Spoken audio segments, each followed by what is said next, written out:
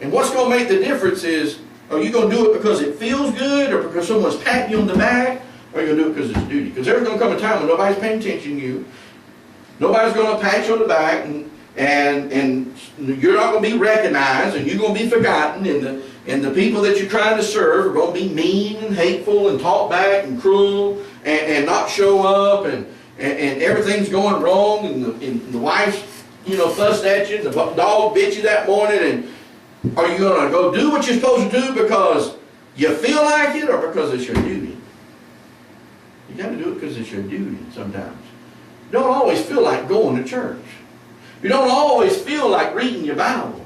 You don't always feel like starting a Sunday school class. You don't always feel like raking out in the churchyard or cutting the grass, but sometimes you just got to do it because it's your duty. It's your duty. Fourth reason. Too busy, too old, too young, too tired. Too tired. Well, the real saying is, I just don't want to sometimes. But sometimes it's true. We are tired. I know if the doctor releases me and lets me go back to work, I'm going to be awful busy. I'm going to be awful tired. Because I guess I'll be working 40 hours a week. I'll prepare 4 messages a week. I still got to go visit. I still going to college. I still got a family and girls. I'm going to be awful tired. It's going to seem like I'm in college again. But you know what? You think and say, well, it's Sunday morning. I really couldn't sleep in today. I worked all week, went to college, I studied, and I don't think I'll make it Sunday morning. I'm just tired. I'm just going to come anyway. Is the flesh going to want to? No. But the Spirit within me will want to. If the Holy Spirit lives within you, you want to serve. You'll have to serve. I don't understand how some Christians cannot serve in their church. I'm not talking about down at the local soup kitchen. The local soup kitchen is not the church. Some people, well, I want to go down to the soup kitchen and help out and lend a hand. Well, that's not the church. Well, I want to go down and help at the consignment shop and the Christian community center and volunteer my time. Well, that's wonderful. That's dandy. But that's not the church. If you're a member of a church, you'll be involved in the ministries of the church, not of the local organization, not the future farmers of America. We're talking about future Christians for America. We're not talking about helping out at the Salvation Army. We're talking about getting involved in your local church. I'm just too tired, preacher. I get up at 6 o'clock or 5 o'clock or 4 o'clock. I work all day, and then you got church on Wednesday night. I'm just too tired. I'm just too tired. Well, everybody else here is tired too.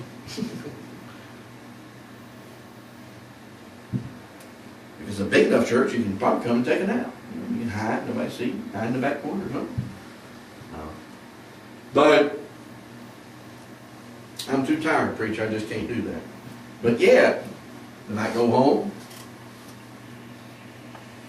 go out and work in the yard, cut some grass. They might go home and watch a movie. They might go home and do all kinds of things. But they're too tired to come to church. They just can't handle it. You know how the flesh is. It's tired to do what they ought to do. But boy, if someone came over and said, hey, let's go to town. Oh, okay. Boy, you'll get a new life all of a sudden. It'd be like a shot of heroin or something, I guess, in you. I've never had heroin, or they say they really perk you up sometimes. Some of these drugs that people take. Get you going, give you some pep. Used to call a pill that was going around high school, and I guess it's still going around, I don't know. Called Speed. Supposed to, I guess it's like an energy drink nowadays is what it would be. An energy drink. Boy, it just really peps you up and give you a burst of energy. I'm too tired, preacher. Next one, number 5. Well, I'm just too quiet. Preacher, I'm just too quiet to go out on visitation. I'm just not outspoken. Unless it's on the phone. And then I can kind of hide behind the phone. Then I'm real outspoken. I can talk about everything and everybody. But just to go out there and knock on the door, preacher, and say, hey, I'd like to talk with you about Christ. Oh, I just can't do that. I'm kind of quiet and kind of laid back. What they're really saying is, I'm just too ashamed of talking about Christ. I'm just too ashamed to tell others about Christ. That's what they're saying. I understand people have different personalities. And they are true. My wife is very quiet most of the time. And a lot of people are quiet. She don't like taking the lead role and stuff. She don't like doing that kind of stuff. But she knows, as we go out busy and knocking on doors and so forth, if she's going with another lady or the girls or something, someone's got to do it. Someone's got to step forward and say, hey, I'll take the lead role. And she don't mind doing that if she has to. She doesn't prefer that. But most people, they make excuses. Well, I just don't like talking about those things, preacher. Right?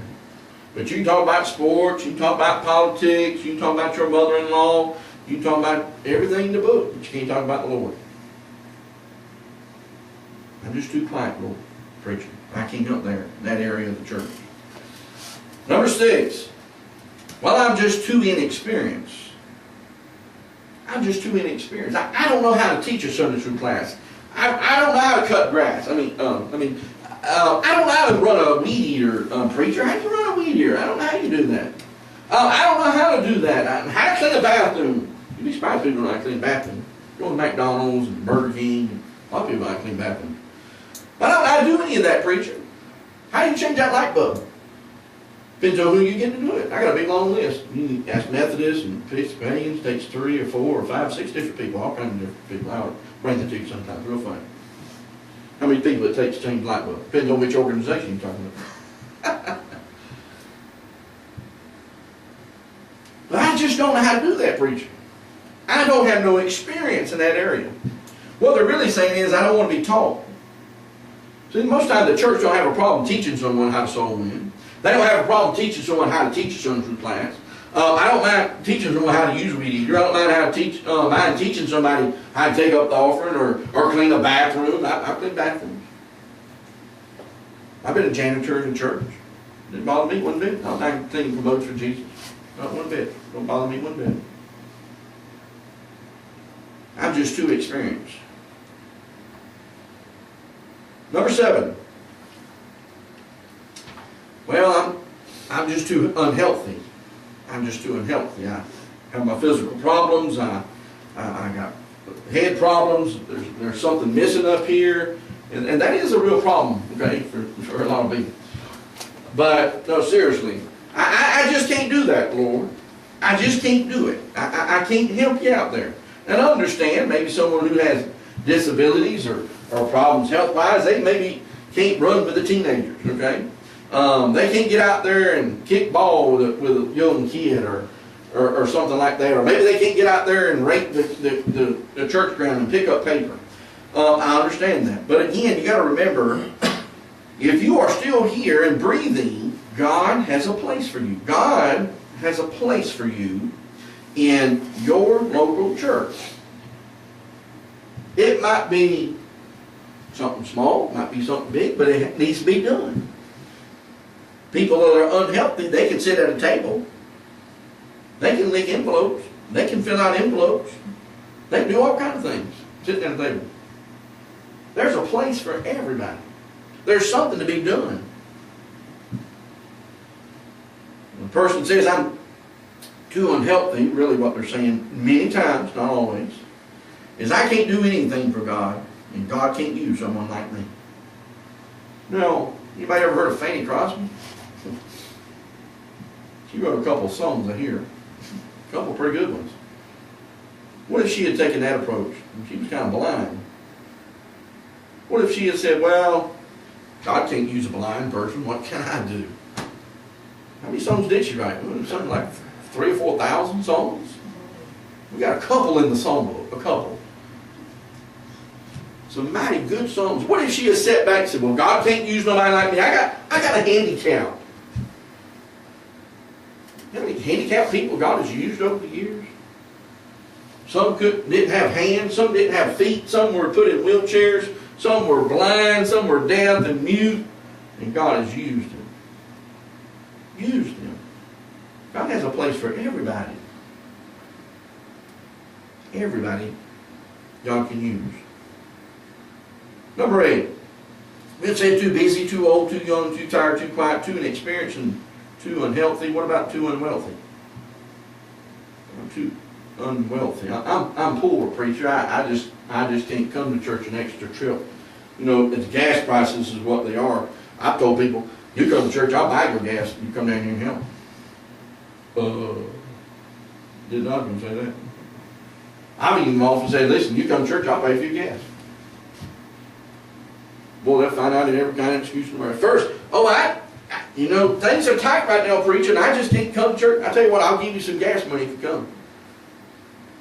Oh, well, okay, well, we might try to come. We might, I don't know. Something might come up. Something might come up, preacher. We'll see what happens. See, they're looking for an excuse. And then when you try to answer their excuses, they come up with another excuse. What it amounts to is they're just too cheap. And they love their money more than they love their God. Which I question if God is their God. But if they were going down to the beach, I guarantee you, they will find the money.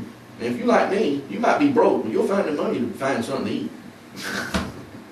I can be broke, not have no money, and boy, I guarantee you, I can find some money to find me some food. I can come up with it, I can dig in the mattress, I can look under the bed, I can look behind the couch, and I'll find some money to find me something to eat if I'm home. People do what they want to do. I'm just too poor to invest in those teenagers. I'm just too poor to buy a little candy for little kids in Sunday school or, well, my goodness. It's funny how over the years I've worked with people in Sunday school and, you know, and I don't know whether you agree with this or not. Little kids, you know, sometimes, we ain't talking about big kids, but we're talking about little old kids. And so you get them to try to learn a Bible verse or something like that. So you kind of reward them. You say, oh, they're learning it because of a lollipop. Oh, feeling that. So what? So they learned the Bible verse. It's going to stick in their mind for all their life that God so loved the world that He gave His only begotten Son. And so you gave them a lollipop. You hear see people turn in, well, here's my receipt. I bought 4 lollipops for $1. I want to know, could the church reimburse me? Yeah. You're definitely not in the right ministry. You need to go sit down because you're not equipped or something. You're just too cheap. But you'd be surprised how people do that. I've been in ministry 25 years and that's what they do.